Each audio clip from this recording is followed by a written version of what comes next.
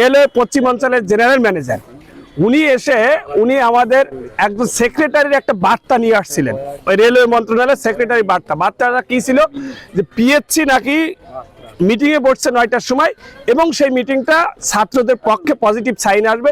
Positive sign আসলে তো আমাদের স্বভাবগতভাবেই আমাদের আন্দোলন করার দরকার নেই, তাহলে আমরা জনদুর্ভোগের কথা চিন্তা করে আন্দোলনটা প্রত্যাহার করতে পারি। সেই কথার প্রেক্ষিতে উনি আরেকটা কথা বলছিলেন, যে তোমরা যদি পজিটিভ সাইন না আসে তা কালকে তো তোমাদের হাতে আছে সময়, কালকে তোমরা আন্দোলন করতে। সেই কথার প্রেক্ষিতে আমরা আন্দোলনটা প্রত্যাহার করেছিলাম, আর যেহেতু পজিটিভ সাইন আসেনি তাই আজকে আবার এখানে আসছি। পিএসসি আমাদের এই দাবির প্রেক্ষিতে রাত 12টার মধ্যেই পজিটিভ বিজ্ঞপ্তি প্রকাশ করবে, কিন্তু তারা সেটা করেনি। এবং আমরা কতদিন এটা সাংবাদিক সম্মেলনে বলেছিলাম যদি পিএসসি এটা না করে তাহলে আমরা আমাদের এই অবরোধ কর্মসূচি পরবর্তী সময় চালায় যাব।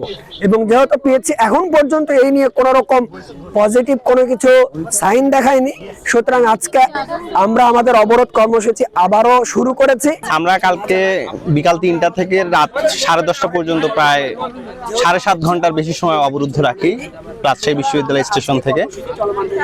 এটা রাখার উদ্দেশ্য হলো আমরা অন্যান্য ক্যাম্পাসের সঙ্গে একাত্মতা পোষণ করি এই উদ্দেশ্যে যে আমাদের যে যৌক্তিক আন্দোলন, যে 47 লিখিত পরীক্ষায় যৌক্তিক সময় নিয়ে আমাদের যে আন্দোলন সেটি যেন বেগবান হয়।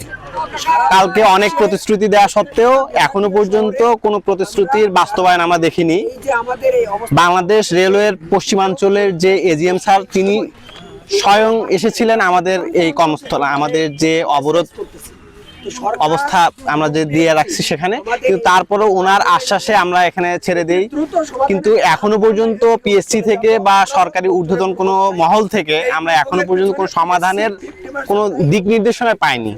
সো এমতো অবস্থায় আমরা আছি যে এখনো পর্যন্ত আমরা এই সিদ্ধান্তে আছি যে যতক্ষণ পর্যন্ত আমাদের পক্ষে কোনো সিদ্ধান্ত না আসে আমরা এই অবরোধ প্রত্যাহার করার কোনো প্রশ্নই আসে না, আমরা চলমান রাখবো।